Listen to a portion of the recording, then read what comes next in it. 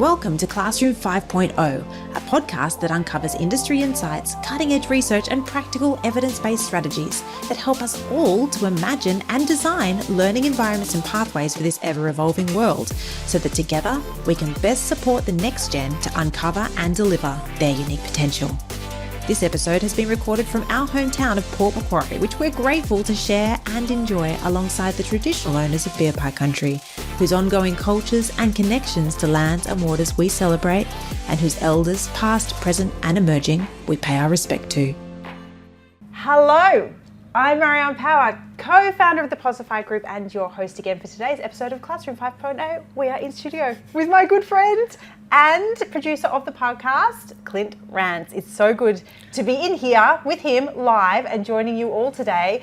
But Clint's career in entertainment has spanned many different titles and roles, from pyrotechnics to, I recently learned, photography underwater with his scuba diving.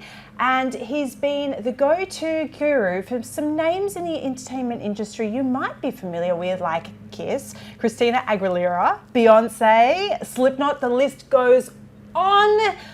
But now we get to enjoy his creative brilliance here in Port Macquarie, and others do all over the world. Clint, I'm not even going to try to expand the brilliance that you bring to the table. I think whether you're watching or you're listening, hopefully our followers will just hear in my voice how excited I am for this long and overdue conversation. I'm going to start by asking you, an incredible career professionally, and I know it kind of overlaps and weaves in and out of your personal life as well. Yep.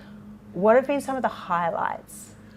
Oh, there's been many highlights over the years, from playing blackjack with Tiger Woods to personal planes into Coachella, all kinds of things across the years that have just been pinch me moments, I would guess you would call them.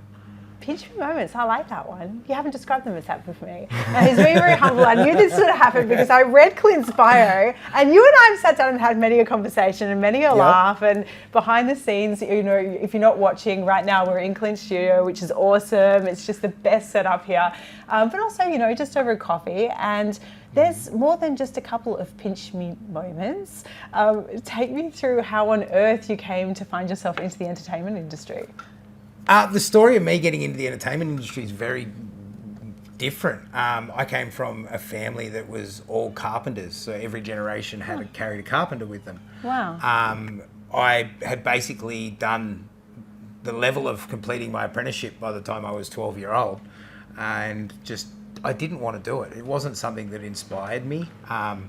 It annoyed some people in my family, but hey, you get that. And then I didn't know what I wanted to do. And I had a friend whose mum was working at a fireworks factory. Yeah, and she said, come and get a job, we need workers. So I went out and just said to him, look, I'll help you for 6 weeks across New Year's. Yeah. 6 years later, I was still in their factory. Wow. And ended up going and working for their competitor, which was their uncle. And that led to me designing and being involved in the closing ceremony of the Olympics for Sydney with the Harbour Bridge. It's wild. At that point, I'd sort of felt like I'd done a pinnacle of my career. I was like, well, I can't do any bigger than this. And how old were you at that point? 21. Yeah, that's nuts. So hang on, backtrack before we keep going, because it just keeps going. But so you got that opportunity with your family friend. Yep. Yeah, and how old were you there? 18. I 18, just so turned 18. okay. Because you had to be 18 to handle explosives and Right, be able to do that kind of stuff. So I'd just done that. I'd worked through, done a few years. It rolled through to basically being headhunted by the uncle. Went and worked for him. Wow. Did the bridge. But I couldn't decide what I wanted to do. And I just looked at it as, oh, that career's done. Like, let's move on to something else. Wow.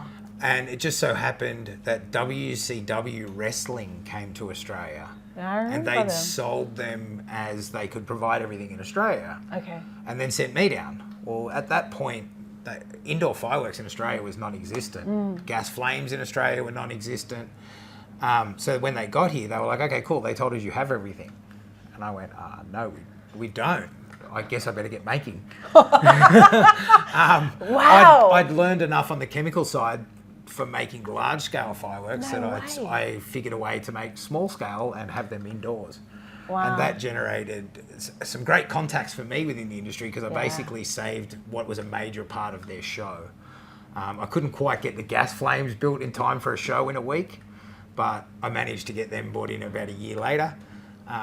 But in that week, I did 3 trips from Sydney to Kempsey and back driving because the factory where we manufactured was in Kempsey and we needed to be in Sydney for the show. So I'd run down to Sydney and they'd go, oh, we're not quite sure on that. So I'd run back to Kempsey and I'd make something and I'd drive back to Sydney and get it all done. But that then led to me going, right, I've had enough of the industry. I'm done. I'm not getting what I need. It's just not going to work. And I wasn't smart enough to go, right, let's set up my own business then. But I got a call from America saying, hey, we've got KISS coming to Australia. Would you be interested in helping them out? And I said, look, I'm done with the industry. I'm not. And they're like, no, what we want you to do is go to all of the Australian companies and we're going to call you our insurance policy and we're going to pay you to make sure that any company in Australia does it properly. Wow. So it was going back to all the companies that either I'd left or hadn't worked with or various things going, hey, do you want to work with some of the biggest bands in the world? But you've got to deal with me. And so that piece around the insurance, I'm guessing because you'd had such a hands-on involvement in designing the pieces and understood the risk and the health safety aspects that you learned on the job, taught yourself.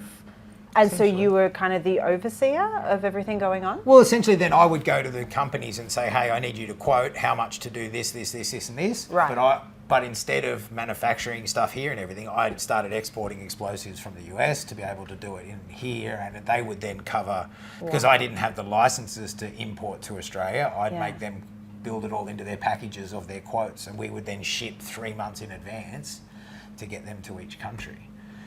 And then when KISS was done, I was like, okay, cool, bye. And they're like, no, you're getting on the plane. I'm like, no, I'm staying here. And they went, no, we want you in Texas with us next week. So it was get on a plane and away we went. Okay, so I was not joking when I said I can't wait for this conversation because I just knew there were all these little micro moments within this story that I've kind of loosely heard. There are just so many moments in there, like even the design aspect of saying, okay, well, there's a problem and not a current solution, so let's create it. Let's iterate on the run and let's just put things together and test them out. What was that process like as a young person establishing yourself in a new industry? I had some very nerve-wracking moments, young. I'll bet, when there's pyrotechnics involved. But I've always had that knack of just going, all right, well, let's figure this out. Yeah, right. Let's find a way to make this work, because no matter what the problem is, there's always a solution. It just hasn't been found yet. So I've always had that knack of being able to do it. Some people say it's just me being cocky. I don't say it's cocky. If you back it up, it doesn't matter. it's just confidence. There's another word I'd think of. So some people in the education space would refer to that as gifted. Is that a word that ever sort of came into your profile as a young person or even as an adult? Look, if you go back through my school reports, and I didn't think about it till I saw my sons, they always said, could do this easily, but won't apply himself. Yeah, wow. And it's something I've seen a lot, but I think that comes back to the whole square peg round hole discussion around education. Yeah. There's plenty of things that I wish I had learnt a lot younger. There's things that I was only learning last week that I wish I knew when I was 20 that would have made for a very different life for me. But I'm what you call, I think I'm a talk creative. Like I don't, even with the amazing videos we make and some of the high-end clients that we work with, I can visualize it still, but I don't have the knack of, say, some of my editors that work with me, they just see things differently. Whereas when it comes to business systems and what a business needs to grow and that kind of thing, to me, it's just natural. And Ros always laughs. She says, you go into your good doctor moment. And I'll just stop. And she goes, it's like you can see things moving. Yeah, totally. And it just comes I've had together. that experience with you, and that's why I just love Clint's brain. You can see the patterns and the systems that are all working together, and we see that a lot in neurodivergent people, but gifted in particular. Yeah. It leads to hard moments, obviously, when you're younger. Yeah, and older. I went through a lot of different things. Like I'm very lucky with the family that I have and all that kind of thing, that I've never gone without anything in my life, but I had a work ethic instilled on me, and if you want anything, you've got to go and get it. Like it's not going to be handed to you. Go out and earn it, and amazing things can happen if you apply yourself. There's big things in my life around 12. Like by the time I was 12, I'd already, like I grew up in a reasonably rough area, a lot rougher than most Where did you areas grow are up? now. You were up here in North? No, I grew up in the Hawkesbury, so like Mount Druitt, Riverston, Blacktown, right. Yeah, out to the Hawkesbury. Yeah. So that area at that time, that was when everyone thought they were what was called homeboys at the time. Yeah, yeah. So it was big violence area in the areas and various things. I was lucky that I was never caught in anything insane, but a lot of stuff did happen that was quite brutal. But I was very lucky. I'd started martial arts very young. I did karate really early. That didn't ever instill the discipline into me that I see in a lot of people could get from a martial art. Yeah. But my stepdad actually dragged me to a boxing gym when I was 12 and went, you need to go and do this. Wow. And the day I walked into that gym, my life changed. Is that right? It went from the kid who was taken to a jail as a school excursion to go, hey, sort yourself out. Yeah, Or wow. this is where you're going to end up, to, right, I'm training 3 hours of a morning, I'm training 3 hours of a night, and I didn't care what happened in class in the middle, but I had my purpose. Wow. But I think a lot of that came from, I could walk into class and do what people were struggling to do. Yeah. So quite I'd quickly. be bored very quick. Yeah. I distinctly remember being moved into a 3-unit economics class. Wow. And what age? I had no interest in it. I would have been 13, 14. Wow. And I just had no interest in it. Looking back, wish I did. Probably would have saved myself a lot of money over the time. Yeah, that's really a lot easier. Yeah. But yeah, it is one of those things that until you find what you are truly passionate about, it can be hard and you end up in lots of different areas.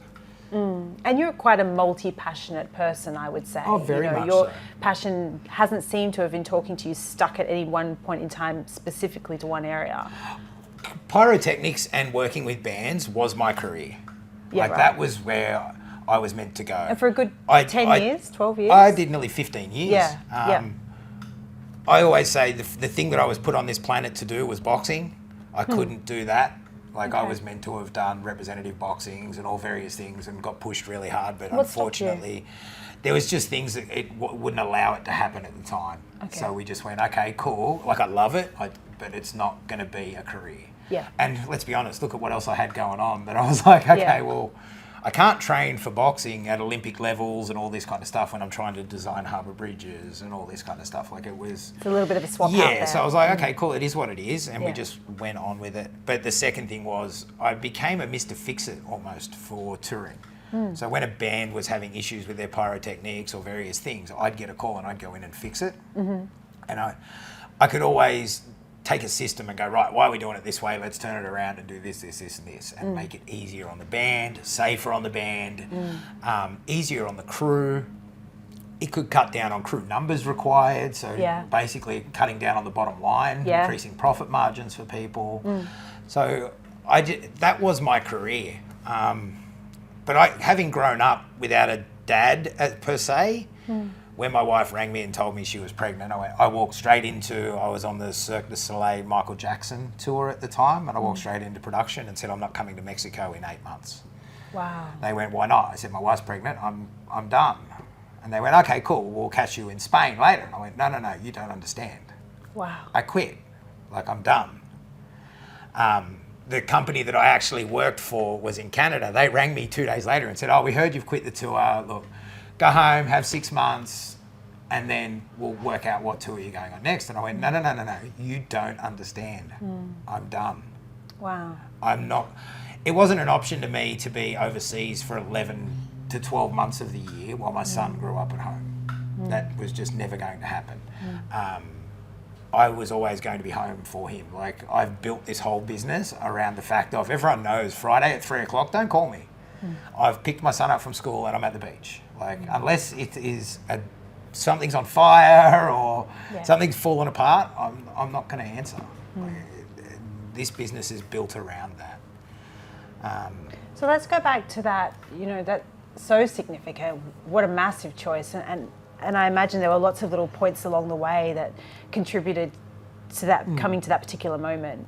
And you mentioned you grew up without a dad. In what way is being there for your son, in the way that you didn't have that experience as a child, significant for you? To clarify, like my dad left when I was about 2 years old, or my mum left my dad when I was about 2. Yeah.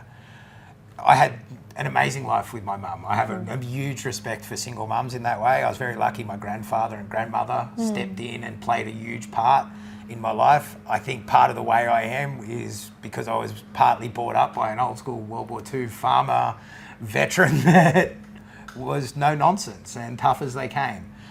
So I think that played a massive part in me. But I was very lucky in having my stepdad come onto the scene when I was 8 years old. So I've grown up, even though I say without a dad, I've grown up with two. One that showed me what not to be and one that showed me what to be. Yeah, wow. So I was very lucky in that way.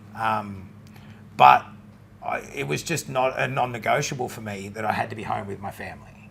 A, it's not fair on me because my mental health wouldn't have survived that. It's not fair on my wife to expect her to bring up a son on her own while I'm travelling, and it's certainly not fair on my son. I couldn't imagine being stuck overseas when he was having things like today. I ducked out for his soccer presentation. That would absolutely destroy me if I couldn't be able to do those kind of things. Yeah, and I mean, I'm a bit spoiled because I know Jackson personally. I've met him a couple of times. He's a good kid. He's a good kid. Yeah, he's a good kid. He's the wisest 8-year-old you'll ever find. He is. And I watched the two of you interact, and of course Roz as well, and just those mini moments of you can see the wheel turning and that he takes on what you both say because you're so integral in his way of being and showing up in the world, and you don't hide things from him. You know, everything's up for grabs and up for conversation. 100%. Yeah. I've had many interesting conversations with him, like explaining how I was labelled the class clown growing up. But it comes back to bite you at times because he'll go, "But Dad, you were the class clown."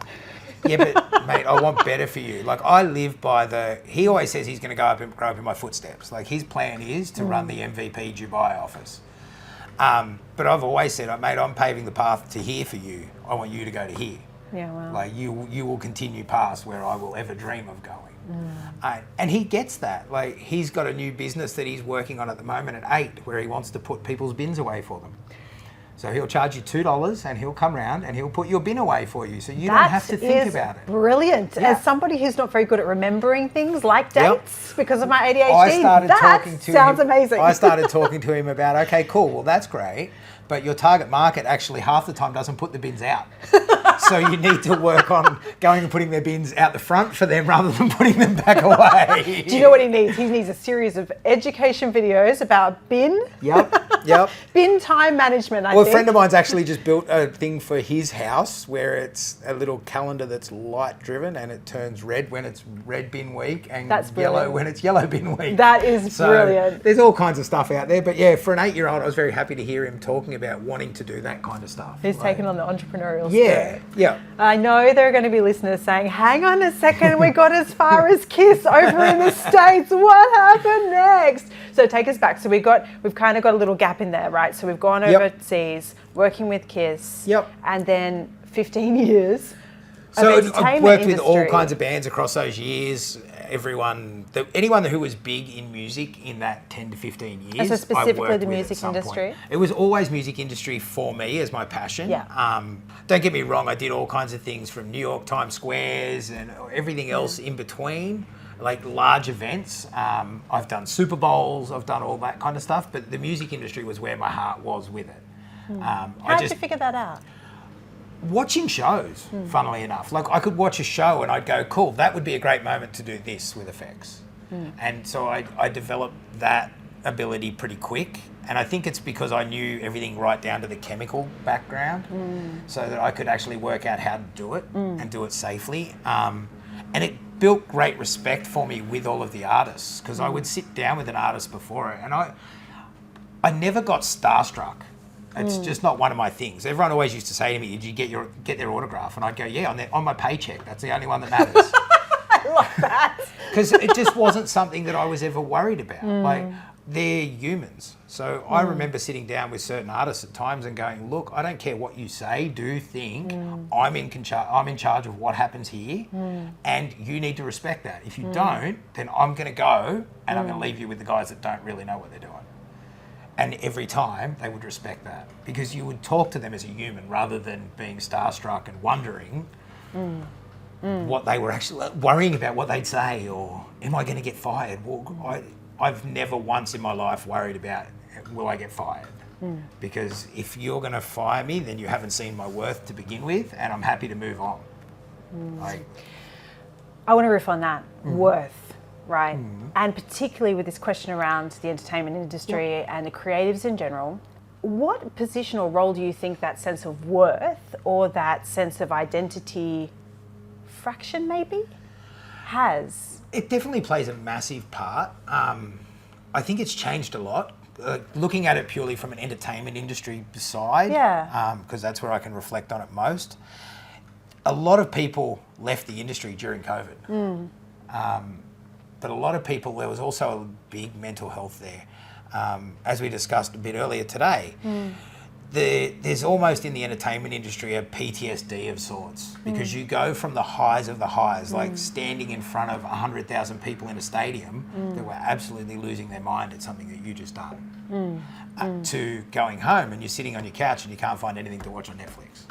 Yeah. Because there's nothing that will give you that adrenaline that you've used to. Yeah. And it's one thing to go, oh, okay, I got that adrenaline rush, but when you're doing big shows and touring, you're getting that 5, 6, 7 nights a week. Yeah. So you live at a permanent high, and you're still on a high the next day while you're building the next show for the next one in the next city.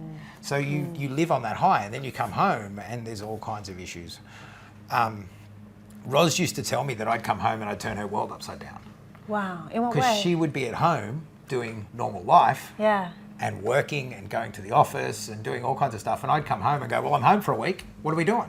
Yeah, right. Looking for stimulation. And she'd be like, I've got to go to work. Yeah. And I'd be like, well, no, let's get on a plane. Let's go to Cairns. Let's go diving. And she always had to go, no, look, no, I've got a life. Like, you've got to sit. You can't come back, turn it upside down for a week and then disappear again. So it's not that I would disappear. Like, we'd still talk 3-4 times a day. Like, we still had an amazing relationship. Yeah. But I would come back and just expect her 100% attention. Yeah. And that's not something that you can expect from people when you aren't there all of the time. Yeah, it's almost like that co-regulation or that... Yeah, and don't get me wrong, like plenty of times I was like, well, fine, bugger you then, and I'd take off. Yeah. And I'd go and do something. And it's not until I've got older and wiser, as they say, that I can look back and go... That's what was going on. Yeah. Yeah, I can totally. see that makes a lot of sense. And I mean, I'm also thinking about the type of person that might move into the creative industry, and there's been a lot of research and there's huge amounts behind it. Like, check out Crew Care. They're doing some amazing things on the entertainment industry side to look after people. Yeah. What I've loved seeing is that so many people now are doing mental health first aid. Like in Port Macquarie, it's Self-Seen. Benny Cudmore is doing amazing stuff for that. But globally for entertainment industry, Crew Care is doing some amazing things. And the guys who are running that, like Howard Freeman, he's been the top of the top. Like when everyone talks about what I've done, Howard's done that, but he's the one that's actually organising the 50 trucks to get to the next place and doing all that kind of stuff. So he understands where people are coming from with it. Yeah. And it's been a massive thing for people to be able to turn to something like Crew Care and see people like Howard, which is the ultimate tough guy, showing looking a layer of after vulnerability themselves. and looking after. Yeah, that's self-care and the modelling of what it looks like to be a whole human, as opposed to a human who comes on when the lights come on. And then what happens when the lights go down. Exactly. Yeah, absolutely. What do you say to young people today who are looking at the creative industries, and I guess to their parents who might be aware of the vulnerabilities within that industry? Because I mean, I came out of the arts myself before I moved into psychology, and have seen, and admittedly, like yourself, was a while ago now and things have changed, but it can be grungy, it can be cutthroat. Oh, it 100% is. It can cut down to self-esteem, it can introduce you to the world of drug, sex and rock and roll and everything in between. Sure can.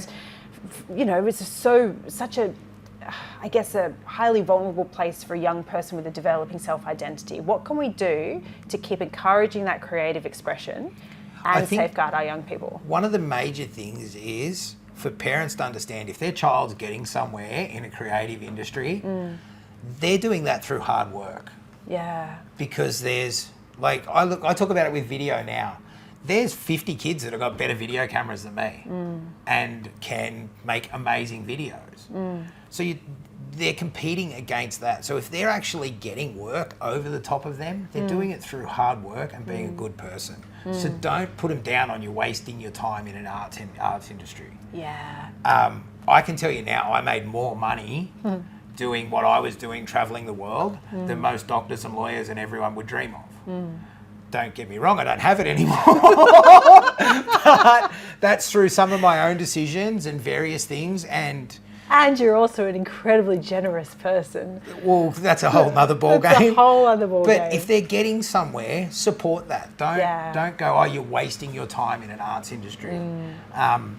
Everyone loves that success story of the person who's done amazing, but they don't love it till they get there. And then they want to watch the documentary about the hustle and grind till they got there. Yeah. We'll help them through that hustle and grind. But in saying that, don't support them to do it. Like, don't pay them to do it or pay their way to do it. Teach them the value of money as they do it. So, right, you want to do that? Cool. Well, while you're learning that, I need you saying, would you like fries with that? And developing their work ethic at the same time. I love that. I love that. What role do you think that the creative industries might have in terms of mentoring the next generation around some of these? There's some great stuff. Like talking on the touring side, I know Crew Care just organised a bunch of stuff where it was mentoring sessions for young females in the industry. Oh, I didn't know that. So That's they've awesome. been doing some great stuff like that. But don't be afraid to reach out to the people that are doing what you want to do. Like, I look at video production. I wish I could find a good kid to be able to mentor for it, because Jackson's honestly 4 or 5 years away. Did you hear that, kids? but Clint's your guy. But finding that Yeah. kid to be able to pass wisdom on to is a major thing. And to learn from, I think, the role of reverse 100%. mentoring. And I grew up in the era where TikTok was a biscuit that your grandmother gave you with a little clock on it. It wasn't a full social media platform. Yeah. So I've had to go back and learn. I'm very lucky. One of my editors, Colleen, is absolutely amazing at being able to go, hey, look at this. This is a trend. yeah, wow. And I can see what's going on. And if you're not learning from someone younger than you, you're missing what's going on. Yeah, 100%. And I try to do that a lot, also for my family, so that I can make sure that I'm not going to miss a pivotal point in Jackson's life, because mine's very different. Like that nowadays, it is very common to sit down and play football on a Nintendo or whatever. Whereas to me, it was, I'm going out to play football. Yeah. Like I didn't want to do, why do that when I can do the real thing? Yeah. It's different now. So I've got to make sure that I understand that as well. What difference do you think it would have made for you as a younger person? So you had some really important adults in your life, and I'm sure I haven't heard all of them, but what difference would it have made to have designed the perfect mentor? If you could wave a magic wand, what would that have looked like? I probably had them because they got me to where I am today. Like I don't think I could. I had people for different areas that have brought me to where I am today. And as I said, I've never been one that suffered from lack of confidence or anything like that. But I am a big believer in I've got to where I'm meant to be. My wife always says to me, "Oh, you manifested that." I'm like, I didn't manifest anything. I wanted that. I worked hard and I got that. But I can see how she would call it manifesting. Yeah, we had a conversation about that the other day, and we were talking about the idea of, and the science behind this concept of manifesting. We know that when we put something in front of us and we can visualize it, and we can see the goal, that our brain has a habit of picking up all of the attention around us. There's a different top-down versus bottom-up and selective attention pathways to move towards the goal we're putting in front. And you are very disciplined at doing that. I've learned a lot from you in that way. I should actually preface that. I'm learning a lot about that. But it's the age-old thing with manifesting on, if you say, I want to buy a yellow car, how many yellow cars do you see that day? I'll put a link to the show notes for the psychological term without geeking out with you on that one. Yeah, absolutely. Absolutely. Hey there, I wanted to tell you about an exciting and innovative solution we've been designing to help solve this problem of how we best prepare the next gen for an ever-evolving world and future workforce that's going to demand a whole new set of skills and mindsets in order for them to thrive.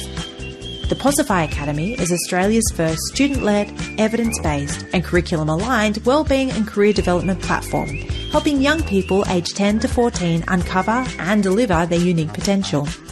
It's the first of a trilogy series that's helping young people move seamlessly and with confidence from education and into industry as they design a life and a career of impact.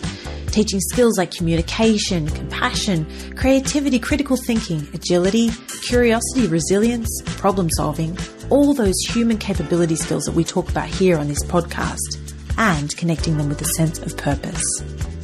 To learn more, you can visit theposifygroup.com.au/posify-academy. Now, back to the show.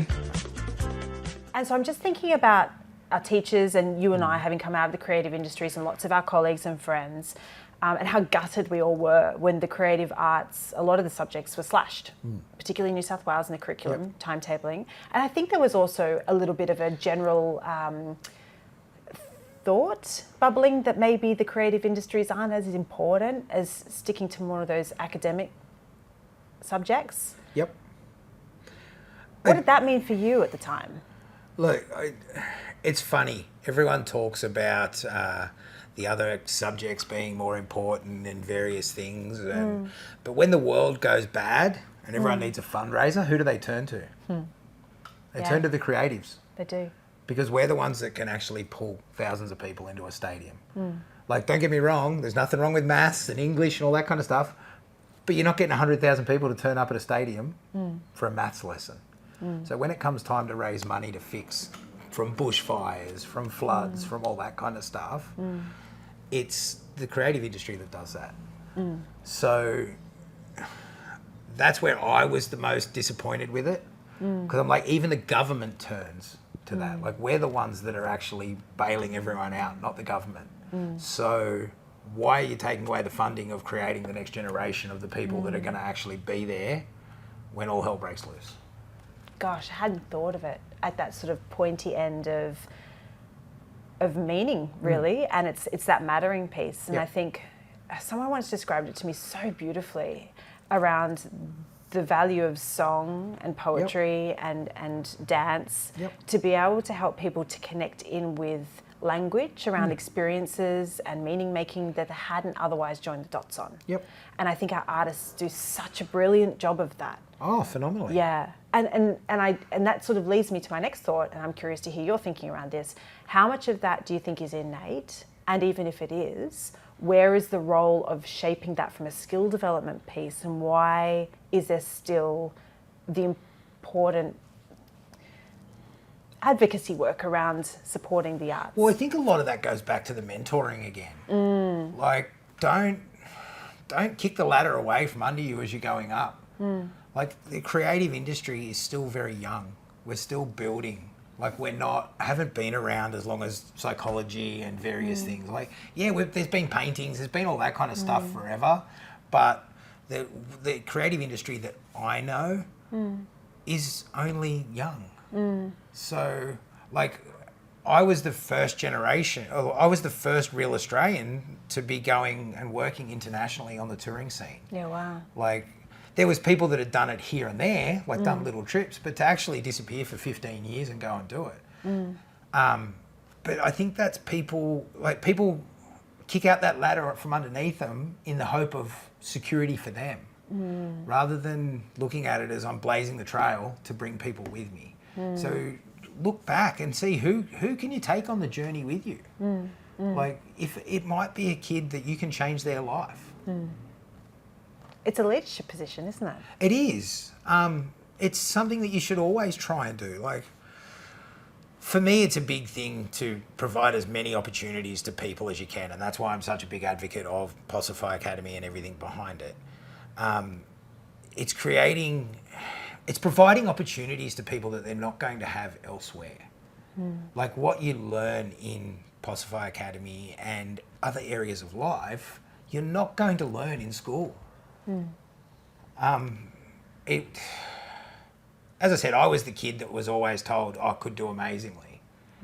Everyone's heard it. Look, Gary Vee will tell you it 1,000,000 times. Not interested. I went to school to play football. That was it. And when I got sick of relying on 12 other people, I went over to boxing instead. I only had to rely on me. I love that. But it's that, always look at who you can mentor. Like, that's why I don't have, and I've spoke to several kids here, but I think the key with being a mentor for someone is that they have to want to be mentored. And I see a lot of kids now, like when I talk about the camera, having fancy cameras and all that kind of stuff, there's kids that parents will buy them an amazing camera, but then they'll turn around and go, well, that's great. I want $150,000 a year to come and work with you. But I'm sorry, you haven't earned that. Yeah. Like, that's the kind of money that people are making at the top level. And yeah, you've got the same gear as the people at the top level, but you've got no experience and you've got no life experience to lean on. So almost pull your head in a little bit and be willing to go and work. Like, develop that work ethic. Yeah, it's an interesting... Sorry, Clint. That's all right. It's an interesting one that comes up a lot. And I think I don't want our listeners to also then throw that in the mix of, oh, we're going back to, you know, particularly in the creative arts where we had a lot of child actors coming in and kids being used for the independent stuff that weren't paid. And that's a separate conversation. Oh, 100%. What you and I sit down and chat about is what does it look like to develop the mindset in a young person of earning your stripes? Yep. And earning your stripes from the perspective of a mutually respectful and beneficial intergenerational relationship with somebody who's been there, done things a little bit differently to you. In the same way that we would go and work with a young person and say, I love what you're doing, kiddo. Can you share some of those tricks and tips with me? It's a mindset piece. Yeah. But it's realise what rung of the ladder you're starting on. No one starts at the top. No one. No matter what your parents can buy you, no matter anything, you don't start at the top of a ladder unless you're Donald Trump Jr. Like, unless you're at that billionaire level, you don't start at the top. You've got to work your way there. Yeah, you do. And I can't help but kind of full circle back to you got to the Opera House at 21, Clint. Like, that's top of the ladder stuff. But you got there. But you worked your way. In that 3 years leading up to that, I was also working 100-hour weeks. Yeah. Like, that was almost the birth of the internet. Like, I was studying different chemical compositions and various things. Like, don't get me wrong, like the Howard's guys, Christian, Andrew, their dad Les, who's now passed away, taught me insane amounts about pyrotechnics chemistry. Yeah, wow. But that was why I'd spend 8 hours a day at work with them, and then I'd go home and I'd study. And do it. But then I was lucky enough that I had great mentors that came in and go, hey, well, you know this, let's do this. And all right, cool, let's do this. And it was always that next level that it just grew. And actually what I love about your story is that your top of the ladder moment that you thought was there at the time, actually there was just a different ladder and a different trajectory and a different pathway. That's the thing. Yeah. Ladders lead to different ladders. They're not linear anymore. Like, if you spoke to me even 10 years ago, or say 12 years ago, that I would be in Port Macquarie running a video production company, I'd laugh at you. I'd go, okay, maybe I've got a holiday house in Port Macquarie and I drop in a month a year or whatever, but that ladder led to that ladder that led to this ladder that I'm on. I'm exactly where I'm meant to be in life. Yeah. And it's funny, I spoke to a friend who's still out on tour, still went through 2 years of hell with no work and all kinds of stuff, and now he's back out on tour. And I was chatting with him the other day and he goes, you just don't seem happy. And I'm like, mate, just because I'm not out on tour with you drinking and partying doesn't mean I'm not happy. I'm actually happier than I've ever been.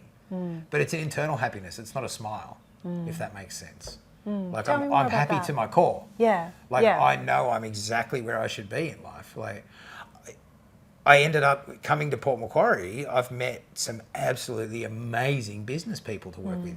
Yourself and Jen.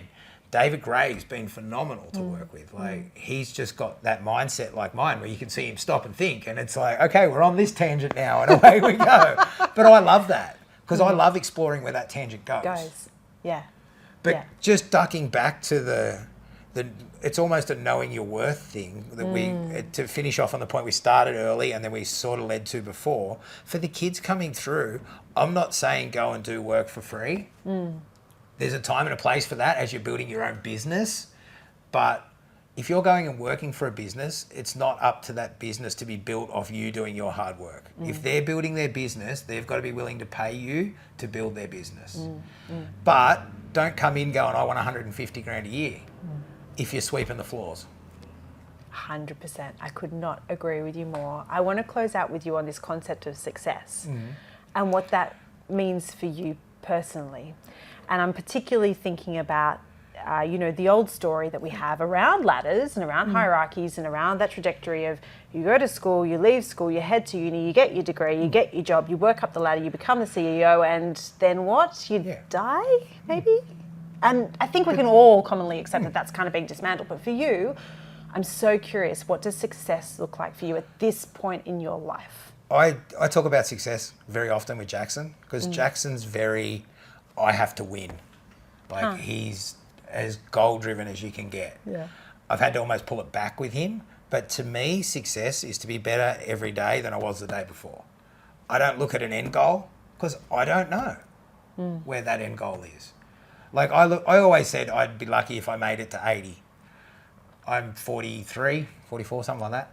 I've just gone past halfway. Like I've had my half-time break. I've changed it up. I've moved to Port Macquarie. Now, what's next? I don't know. But success is measured to me on a daily basis, not a long term. Just be better. You've seen me at the gym. It's all about what can I do today that I couldn't do yesterday. Yeah, wow. I love that. I love that. Can I ask how you then measure it? Based on comparison to yesterday? Depends on what it is. Yeah, okay. Like if it's a gym thing, like at the moment I'm pushing because I want a 1.2 meter box jump. Yeah. So I can get it, but I can't get it regularly.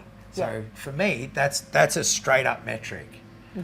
Sitting down with my accountant yesterday to go over the business and numbers there, he's given me a monthly metric on this is what your company needs to break even. This is where I want you at. So I'm like, okay, cool. Well, here's my goal. Yeah, okay. I always like to go above and beyond with that stuff. But it's not just numbers with everything. Can you just be a general better person today? Like, I'm a massive believer in manners have died off. And that's why you'll always hear Jackson say, please, thank you, walk over and shake someone's hand to say thanks for what they've done, all that kind of stuff, because it did die off for a generation. So I want all that coming back. And that's just part of being a better person. It can bite you in the butt by people taking advantage of it. And I honestly can't go back and forth on days of, that's it, I'm not helping anybody, I've had enough, to I'm not changing myself because that person's a bad person and took advantage of me. I'll continue to be a better person each day. And I see that, and I thank you for that. It's very inspiring to all of us who watch you in your brilliance, your creative space, but also in your humility and in your boundaries. You're very good at setting those personal boundaries and sticking to them and explaining to others and modelling that to other people who are like, what do you mean you clock off at 3 o'clock? You run your own business. What's this about? But people talk about me clocking off at 3 o'clock. They forget that I'm up at 3:45 every Oh, morning. okay, that's true too. Like, I am high functioning. You so are. You are for high me, functioning. You are a high achiever, and I still love that you do it in a way that works for you. Yeah, and that's the whole thing. Like, find what works for you. What people say it all the time. What actually makes you happy, and then how do you do it? It's like people with business. They go, "I've got my product." Well, do you know what your product actually is good for? Like, do you know who your customer is? Do you know? I hear it all the time. Some people are even now starting to say, "Find your customers first, then build your product." Yeah, Because find your community. Because Figure out what their needs are. Then you know what the needs are before you've even started to manufacture them. Absolutely, yeah. Look, I'm not going to say it takes a long time. That's why we're in our 4th year and we've only just got our product going. But until you know your community and where those needs are. Exactly. And, I mean, in that design thinking sort of methodology, we talk about empathizing with your client first and really understanding the problem. And then there's so many iterations around trying to provide a solution. And even then, people's needs change. Yeah. Being on the pulse of that. Yeah. Oh, 100%. And I think that's why we've done so well in the business that we have in such the short term. Because I love sitting down with a business and learning about their business. What are the struggles that you're having? Why are we not finding enough clients? Where are your clients? Who even is your client? Because once we sit down and manufacture that, then I can create marketing to suit that person. Because there's no point me creating an amazing hype reel that's got surfing and drone footage and all this kind of stuff if we're trying to sell a recliner chair to grandma. Yeah, totally. Like, it just doesn't, you've got to match that stuff. Yeah, 100%. That human-centric approach. 100%. Like, it's the thing that I think a lot of people forget with the creative industry is that it's emotion driven. Like, for me, when I create a video, is one of the first things I ask is, what's the emotion we're going for here? Is it just an educational piece? Then we don't have to worry as much about emotion because they're so focused on learning that we don't have to do that. But if I'm trying to get someone to buy something, then I've got to talk to their pain points. Go from there. Everyone's watched a documentary that they're so inspired by that they finish it and they're like, oh my God, my life's changed. That's because some creative saw the story in that and sat down and created it. I want to challenge that just a tiny bit. And I'm thinking back to the episode, you might remember it with Lindsay Rattray, and we talked a lot about student engagement. And I think this generation is changing that script, that rather than learning for learning's sake, and that if it's just an educational piece, you can deliver because the learning motivation will be there.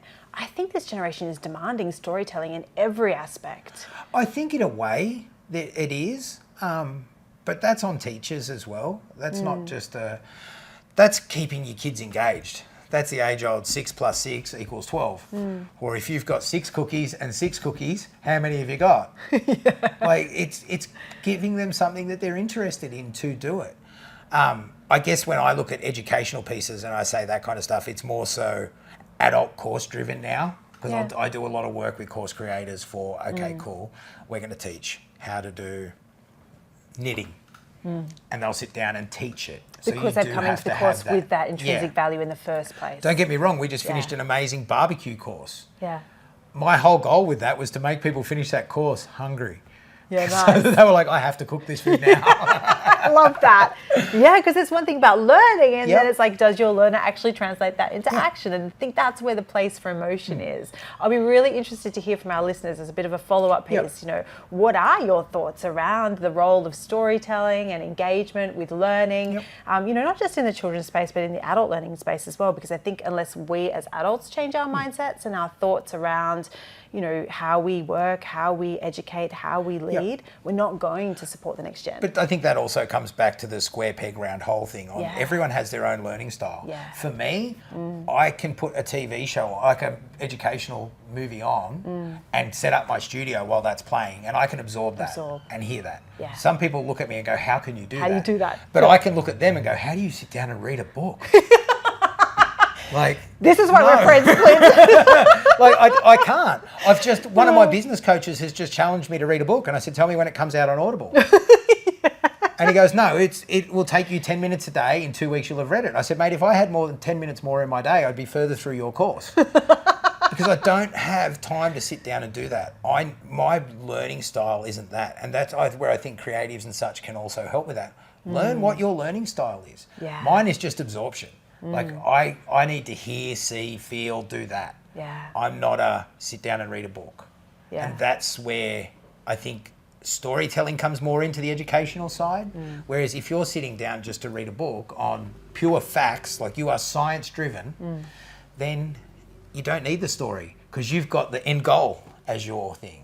So it's not as much there. Whereas I want to go on a journey with it. Yeah, totally. It just makes it very different. And that's why I love playing with you, because as a science-minded human who is also a creative and whose worlds often overlap, having the space to be able to explore different I always forms of joked when I was young, people would say to me, you need to sit down and talk with a psychologist. And I go, why?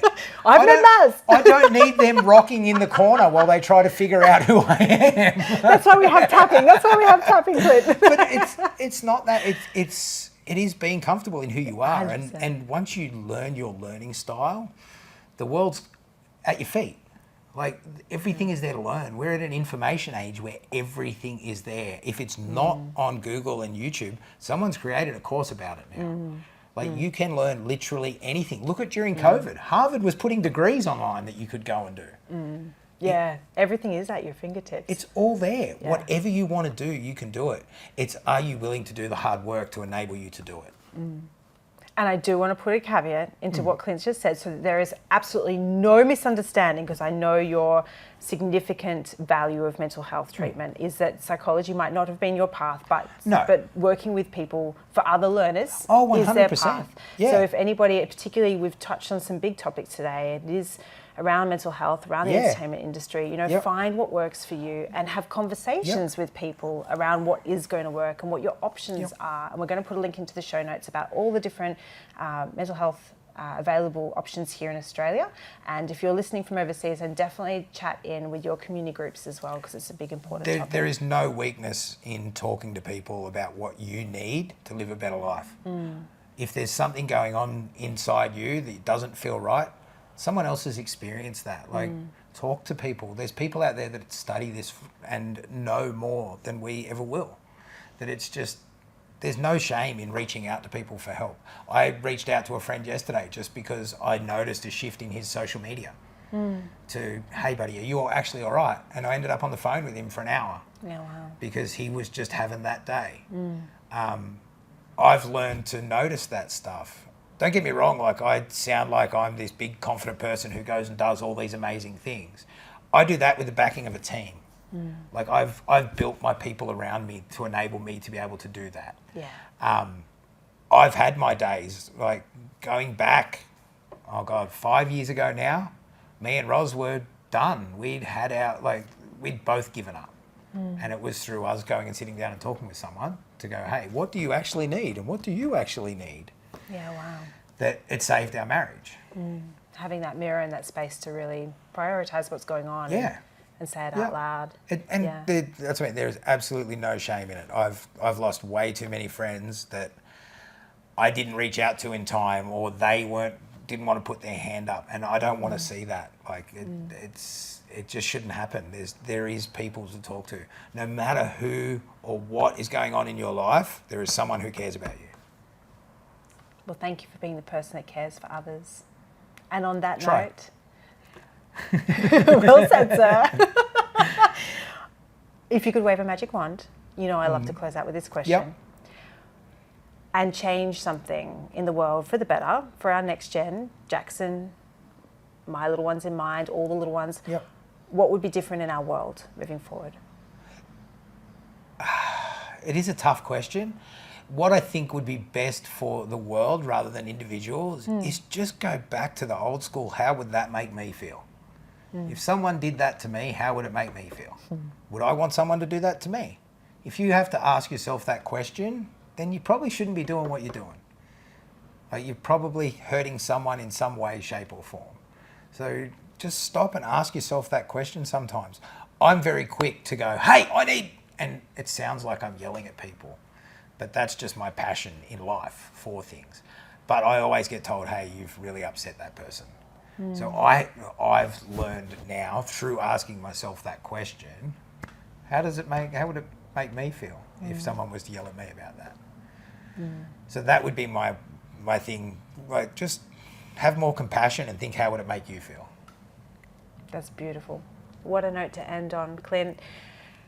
As you know, I know, but I don't know that everybody else knows, you have generously sponsored the podcast and made this season happen. And it's because of you and your incredibly creative team and the hours that they put into making all of this shiny and brilliant behind the scenes after our interviews that we can reach everybody who's listening and watching this today. So thank you. Not a problem. Jenna and I are just absolutely so grateful for your ongoing encouragement and support, and for your joining with us in seeing a different future for our kids and our next gen. Definitely. And so for listeners who are wanting more of Clint and wanting more of MVP and wanting to hear about what you do and how you create in the world, where can we find you?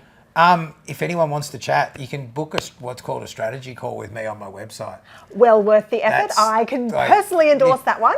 I sit down and just have a chat with you about what's going on. Like, what can we do to help you? There's multiple ways to reach out. We're on all the social medias. You can get us all there.